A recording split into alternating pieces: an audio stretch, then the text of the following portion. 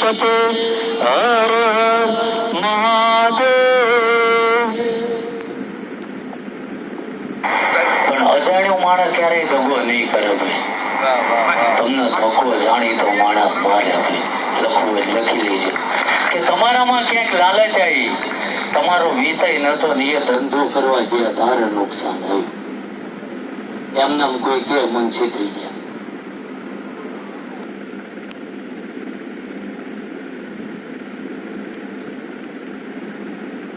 એ કરવાનું નથી.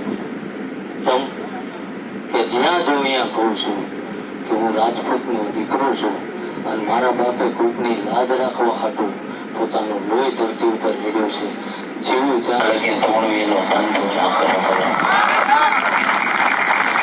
દુનિયામાંથી ગમે એક વ્યક્તિ એવું સાબિત કરી દે તો બાપુ અમારા ઘરે આવ્યા હતા અને 2000 રૂપિયા પગમાં મૂક્યા. બાપુએ બાપુના માણે ખીચા મૂક્યા.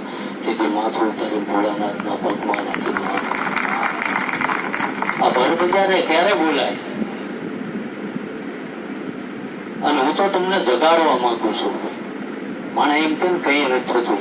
તો મારી જેવો જો કદાચ સાધારણ ઘરે જન્મ્યો હોય અને પરમાત્મા ગાંડું ચાલે તો 1.25 લાખ માણસો દારૂ બંધ કરી દેતા હોય તો તમારેથી 5 ને નહીં કરે એવું થાય ના થાય? અને કઈ ના થાય ને તો લોકોના પગ ખેંચવાના અને ગામમાં મૂંગા મરજો પગ ખેંચવાના બંધ કરી દેજો. આ તો કોકનું કઈક જોવાનું તો કે આ રહ્યા ગામના ભૂસ માર્યા. ભૂસ તો તારે મારવા કોઈ હાથમાં આવતું નથી. સમજાય? અને આ કેમ બોલું છું કે મારા પોતાનું જીવન રહ્યું ને મારા પરિવારનું પૂરું કરવા હાટું હું ઘરેથી કદાચ 60 કિલોમીટર નોકરી કરવા જાઉં. બાકી કોઈ મંદિરે આવે મેં એને એવું નથી કીધું અહીં અગરબત્તી નું પડીકું મૂકું.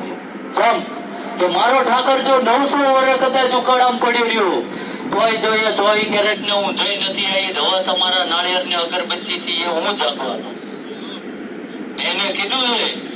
અને જેથી એને આ પરમારથ નું કામ આ એની 9 વર્ષની કમાણી મારા ખંભે ભરવી ને તેથી કીધું તો કદાચ વખત વહમો આવે અને ઠાકર ફેર તો પરીક્ષા લેવા ઉતરી જા અને ગરીબી ફેર આંટો ખાઈ જાય તો ફરીથી કદાચ વસ્ત્ર વગરનું ફરવાનું થશે ફરી લે.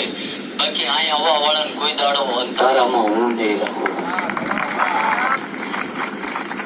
ઘણા આવીને મને એમ કહેતા અમે તો એટલા થાકી જાય છે ને હવે દવા પીવી તો એ પૂછવા હાટું મને હું કામ આવ્યા છે એ જ લેવાય કરી. કારણ કે આ ધરતી કોની હે ભલામણ.